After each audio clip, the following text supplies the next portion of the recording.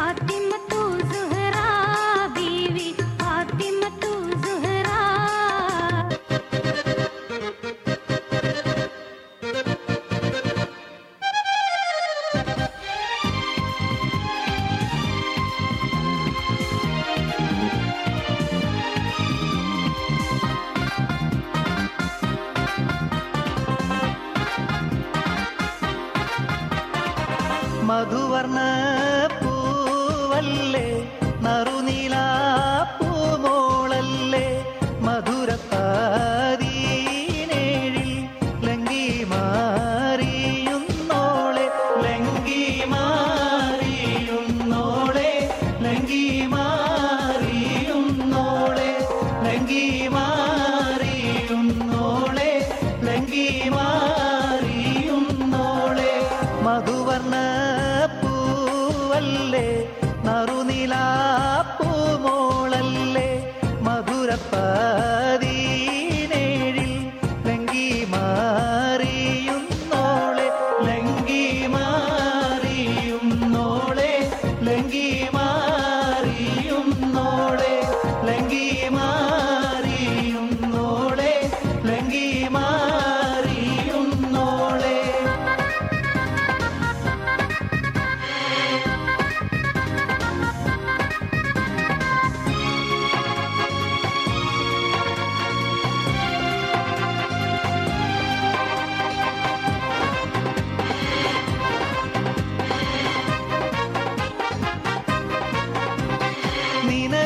തിളക്കമായി വിരിയുന്ന മലരെ കരളിലെ കടലിനെ ഉണർത്തുന്ന കതിരെ പണിമുത്ത് വിതറുമ്പോൾ ചിരിക്കുന്ന സരസെ നിലവിലെ തിളക്കമായി വിരിയുന്ന മലരെ കരളിലെ കടലിനെ ഉണർത്തുന്ന കതിരെ മണിമുത്ത് വിതറുമ്പോൾ ചിരിക്കുന്ന സരസെ പൂമാരൻ നിനക്കീതാ അണയുന്നുണ്ടേ മുഹബത്തിൻ വരുന്നേ.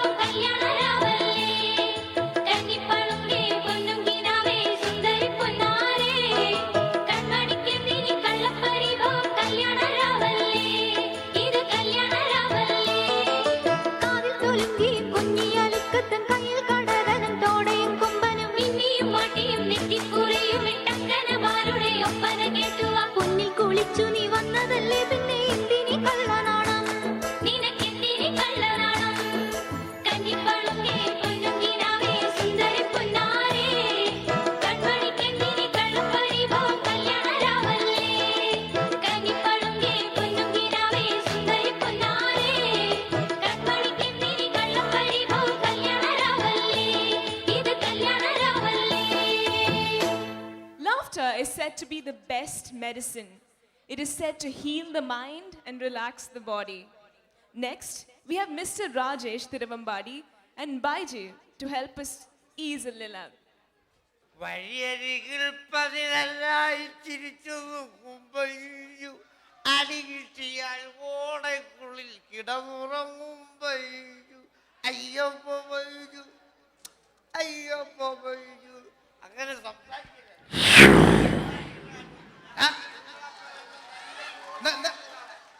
കുഴ കളിക്കല്ലേ പോള കള്ളൂടിയാ പോള കള്ളൂടിയാ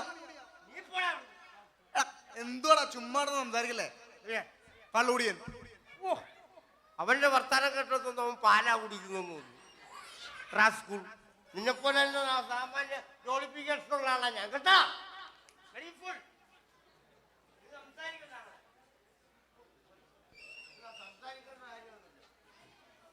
ഓരോരോ സംഭവങ്ങൾ നമ്മളെ നെഞ്ചത്തോട്ട് കയറാൻ പറ്റുക. ഹലോ ആ എവിടാടാ ഇവിടെ എവിടെ നീ എവിടെ നിൽക്കുന്നേ? തൊട്ടിപ്പുറത്ത് പോണ്ടത് ശല്യം ചെയ്യല്ലേ പ്ലീസ്. ഓക്കേടാ ആടാ ഓക്കേടാ ഓക്കേടാ ഓക്കേടാ ഓക്കേടാ ഓക്കേടാ ഓക്കേന്നേ ഓക്കേടാ മതിയടാ നിർത്തടാ കുറെ നേരം. എന്താടോ ശല്യം ചെയ്യുന്നത് എന്താ? ഇത് മാഷായിരുന്നു, ഞാൻ കണ്ടില്ലായിരുന്നു. സോറി. കണ്ടില്ലല്ലേ? ഞാൻ അവിടെ നിന്ന് വരുന്ന ഇയാൾ കണ്ടില്ല. ഞാൻ കണ്ടില്ലായിരുന്നു. ആ ഓക്കെ ഓക്കെ ശല്യപ്പെടുത്തല്ലേ. ഫോൺ. ഹലോ എപ്പോ? ഗുരുവായൂരപ്പാ? ഗുരുവായൂരപ്പനും ഫോൺ എടുത്താ? എക്സ്ക്യൂസ് മീ, എന്താ? ആ ഗുരുവായൂരപ്പന്റെ ഫോൺ നമ്പർ ഒന്ന് തരുമോ? ഗുരുവായൂരപ്പന്റെ ഫോൺ നമ്പറോ? അല്ല ഇപ്പൊ ഗുരുവായൂരപ്പനെ വിളിക്കുന്നത് അതുകൊണ്ട് ചോദിച്ചാ. എടോ അതല്ല, ബോംബെയിൽ ഉണ്ടായിരുന്ന സുഹൃത്ത് ആക്സിഡന്റിൽ മരിച്ചുപോയി. അത് കേട്ടപ്പോ ഞാൻ പെട്ടെന്ന് ഗുരുവായൂരപ്പ എന്ന് വിളിച്ചു പോയതാ. ബോംബെയിലുള്ള സുഹൃത്ത് മരിച്ച? ആ മരിച്ചു. എന്ന് ചെലവുണ്ടേ. ബോംബെയിലുള്ള സുഹൃത്ത് മരിച്ചെങ്കിൽ ഒരു പൈൻ്റൊക്കെ മേടിക്കാം, അങ്ങനെ ഒഴിഞ്ഞു മാറാൻ ശ്രമിക്കണ്ട, നടക്കത്തില്ല. എടോ ഒരാൾ മരിച്ചു കിടക്കുമ്പോഴാണോ ചെലവ് ചെയ്യുന്നത്? അതറിയാൻ മേലെ. എന്താ? ഇപ്പൊ സന്തോഷം വന്നാലും ദുഃഖം വന്നാലും സാധനം മേടിക്കും, അതാണ് കേരളത്തെ സിസ്റ്റം. ഒരുപാട് കഴിച്ചിട്ടുണ്ടല്ലോ. എന്നെ ഒരു പുച്ഛം പോലെ സംസാരിക്കുന്നു. അല്ല കഴിച്ചിട്ടുണ്ട്, നന്നായിട്ട് കഴിച്ചിട്ടുണ്ടല്ലോ. എന്നെ പുച്ഛിച്ച് സംസാരിക്കുന്നത് എന്താന്ന്? അല്ല ഇത്ര രാവിലെ തന്നെ ഇത്ര കഴിച്ചിരിക്കുന്നത് എന്താന്ന് ഞാൻ ചോദിച്ചു. അങ്ങനെ അങ്ങ് സംസാരിക്കു പോലെ. ആ ഞാൻ ചോദിക്കട്ടെ, ഇവിടുന്ന് വെളുപ്പിന് ദുബായിക്ക് പോണ ഒരു ഫ്ലൈറ്റ്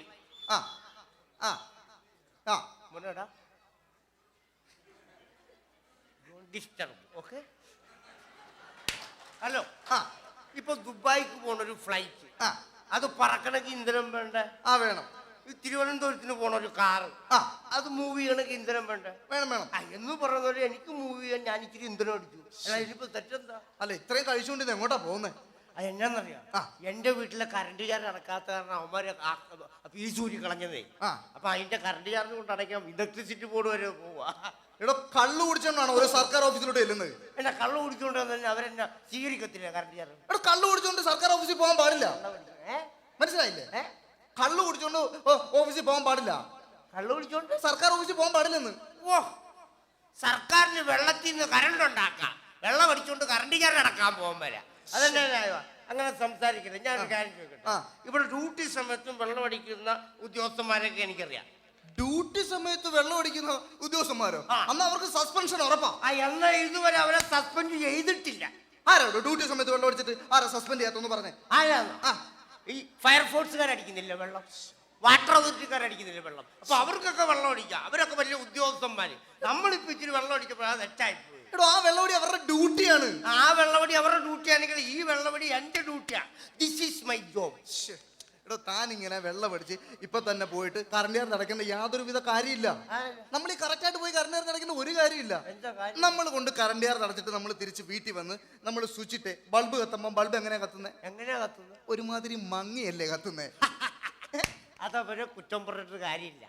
അതെന്താന്നറിയോ? ഈ കലക്കവെള്ളത്തിൽ നിന്നല്ലേ കറണ്ട് ഉണ്ടാക്കുന്നത്, അതുകൊണ്ടാണ് ബൾബൊക്കെ മങ്ങി കത്തുന്നത്. അല്ല പിന്നെ നല്ല തെളിച്ചം കിട്ടും, മിനറൽ വാട്ടർ കറണ്ട് ഉണ്ടാക്കണം. മിനറൽ വാട്ടറിന് കറണ്ടോ? ആ തെളിച്ചം വേണേ ചിലപ്പോ മിനറൽ വാട്ടറിൽ ഉണ്ടാക്കണം. ചുമ്മാ നല്ല നാട്ടുകാർ പറഞ്ഞ് ഇയാളെ കൊണ്ട് വലിയ ശല്യമാണ്. താൻ എന്ത് ചെയ്യുന്നോ? താനിങ്ങനെ കുടിച്ചു തന്നു ആ പെണ്ണുമ്പിള്ളൊക്കെ ഇങ്ങനെ തല്ലേണ്ട വല്ല കാര്യമുണ്ടോ? എന്റെ പൊന്നു സാറേ, ഞാൻ കാരണമല്ലെന്നത്. പിന്നെ അത് അവള് കാരണമല്ല. അതെന്താ? എന്റെ വൈഫ് കാരണം. വൈഫ് കാരണം അതെന്താ? സാറിനറിയോ? ആ, ഉദാഹരണത്തിന് സാർ ഒരു പശുവിനെ വളർത്തുന്നു വിചാരിക്കുക. ഞാനൊരു പശുവിനെ വളർത്തുന്നു. ഓക്കെ. അതിന് കൃത്യമായിട്ട് കാലിത്തീറ്റ കൊണ്ട് കൊടുക്കുന്നു, പിണ്ണാക്ക് കൊണ്ട് കൊടുക്കുന്നു, പുള്ളി എത്തി കൊണ്ടിട്ട് കൊടുക്കുന്നു. ഇതെല്ലാം നിങ്ങൾ കൃത്യമായിട്ട് ചെയ്തതിന് ശേഷം വൈകുന്നേരം ആകുമ്പോൾ അപ്പുറത്തെ സുഭാഷ് കറക്കാൻ വന്നാൽ നിങ്ങൾക്ക് സൂഹിക്കുവോ? അതാ ഇവിടെ നടന്നുകൊണ്ടിരിക്കുന്നത്. നിങ്ങൾക്കറിയോ, ഞാൻ രാവിലെ മുതൽ വൈകുന്നേരം വരെ കഷ്ടപ്പെട്ട് ബുദ്ധിമുട്ടി പാടുപെട്ട് പണിയെടുത്ത് പണി എന്റെ പട്ടി പണി ചെയ്യുന്ന കാര്യമല്ല പറഞ്ഞ. പിന്നെ ഞാൻ രാവിലെ മുതൽ ഷാപ്പിൽ ഇരുന്ന് അടിച്ച് സെറ്റായിട്ട് രാത്രി ആകുമ്പോ എഴഞ്ഞും വലിഞ്ഞു ഞാൻ എന്റെ വീട്ടിൽ കയറി വരുന്നറിയാം. അപ്പൊ ഞാൻ കാണുന്ന കാഴ്ച എന്താണെന്നറിയാം, എന്റെ വൈഫ് മറ്റൊരു പുരുഷനായിട്ടിരുന്ന് സ്പീച്ച് എന്റെ പൊണ്ണുപിള്ള വേർത്തനായിട്ടിരുന്ന് സംസാരിക്കുന്നെന്ന്. എടോ, അത് ഇപ്പോഴത്തെ സോഷ്യൽ മെന്റാലിറ്റി വിചാരിച്ചിട്ട് ഈ സോഷ്യൽ മെന്റാലിറ്റി ഉണ്ടല്ലോ അതുകൊണ്ട് സംസാരിക്കാം. സോഷ്യലിസം കാണിക്കാനേ ഇത് കാറൽ മാർക്സിന്റെ വീടൊന്നുമല്ല, എന്റെ സ്വന്തം വീടാ. ഞാൻ ചോദിക്കട്ടെ, ഒരു പുരുഷനില്ലാത്തപ്പോ അവന്റെ വൈഫായിട്ട് മറ്റൊരു പുരുഷൻ സംസാരിക്കുന്നതാണോ കേരളത്തിലെ സോഷ്യലിസം? എന്നിട്ട് താനെന്ത് ചെയ്ത്? ഞാൻ ഒരക്ഷരം മിണ്ടാൻ പോയില്ല. ഞാൻ അവരെ ഡിസ്റ്റർബ് ചെയ്യാനേ പോയില്ല. ഞാൻ മിണ്ടാതാ പുറകെ കൂടി പതുങ്ങി ചെന്നിട്ട് ഒരൊറ്റ ചവിട്ടിന് അവിടെ നട്ടലൊടിച്ചു കളഞ്ഞു. താൻ എന്ത് പണിയാണ്, എന്ത് വൃത്തിയുടെ പണിയാണ് ചെയ്യുന്നത്? താൻ അങ്ങനെ എനിക്ക് നേരെ ചെന്ന് ചവിട്ടി ഓടിക്കാൻ പറ്റാം. മുന്നിൽ കൂടി ചെന്നാൽ അവൾ എന്റെ നട്ടലൊടിക്കത്തില്ലേ? അപ്പൊ എനിക്ക് നട്ടല് വേണ്ടേ? എന്നാ പോട്ടെ, തന്റെ വൈഫായിട്ട് അവിടെ ഒരു ആണായിട്ട് ഒരുത്തം സംസാരിച്ചിട്ടുണ്ടായിരുന്നല്ലോ, അവന് രണ്ടെണ്ണം കൊടുക്കാൻ പറ്റായിരുന്നു. പരിചയമില്ലല്ലോ. പരിചയമില്ലാത്ത ഒരാളെ നമ്മൾ ബാക്കിൽ കൂടി ചെന്ന് അറ്റാക്ക് ചെയ്യുന്ന മോശമല്ലേ? എടോ, സ്ത്രീകളെ നമ്മളിങ്ങനെ ഉപദ്രവിക്കാൻ പാടില്ല. സ്ത്രീ എന്ന് പറഞ്ഞാൽ ആരാണെന്ന് എനിക്കറിയാം. സ്ത്രീകളെ നമ്മൾ ഒന്നും ചെയ്യാൻ പാടില്ല. സ്ത്രീ എന്ന് പറഞ്ഞാൽ ഭൂമി ദേവിയാണ്. അപ്പൊ എന്റെ പെണ്ണും പിള്ളേ ഭൂമി ദേവിയാണ്. ഭൂമി ദേവിയാണ്. ഭൂമി ദേവിക്ക് ഇത്ര വൃത്തിയായിട്ട് ഷേപ്പായിരുന്നു. ഇതെന്നാ ഭൂമി ദേവി? ഭൂമി ദേവിയാണെന്ന് മനസ്സിലായില്ലേ?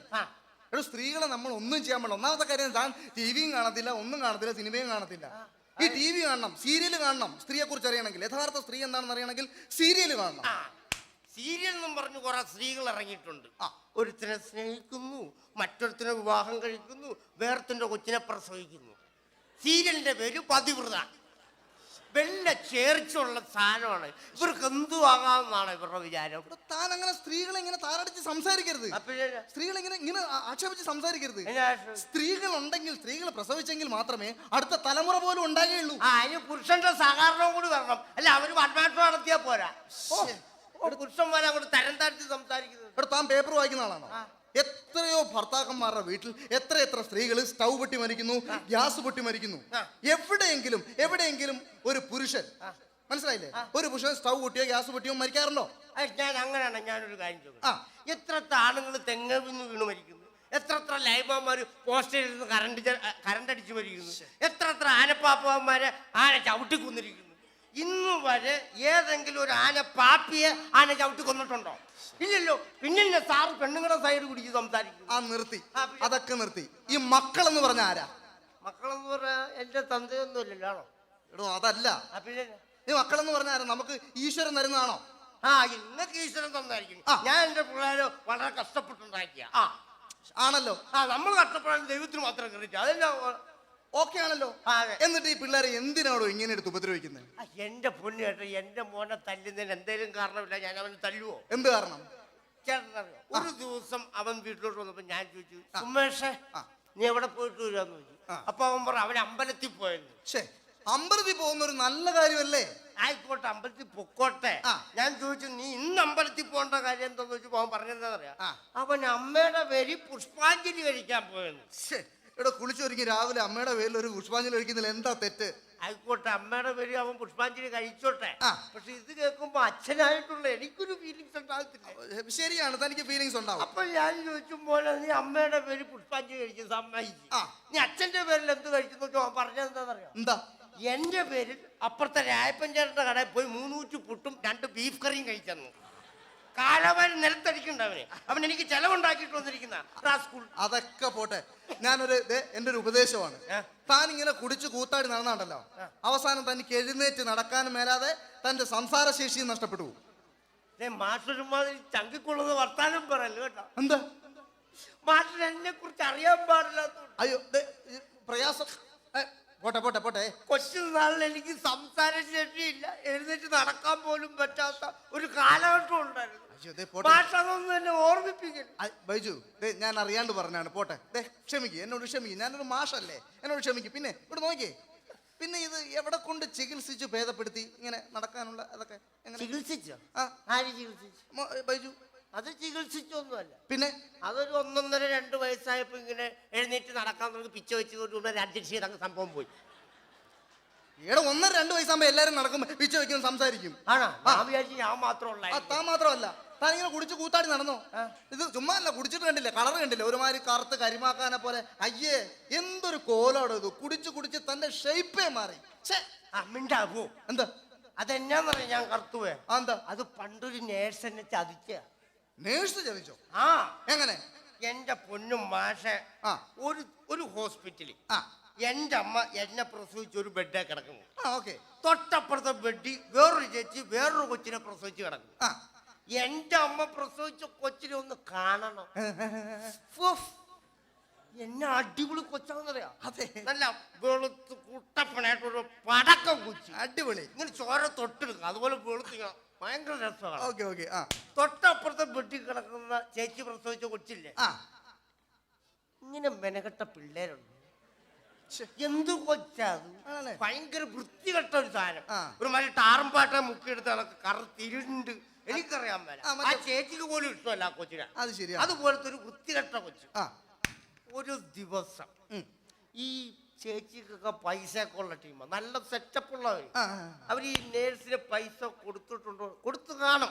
അവർ മേടിച്ചിട്ടുണ്ട്. അത് ശരിയാ. ഒരു ദിവസം ഈ നേഴ്സ് ഇങ്ങോട്ട് വന്നിട്ട് ആ.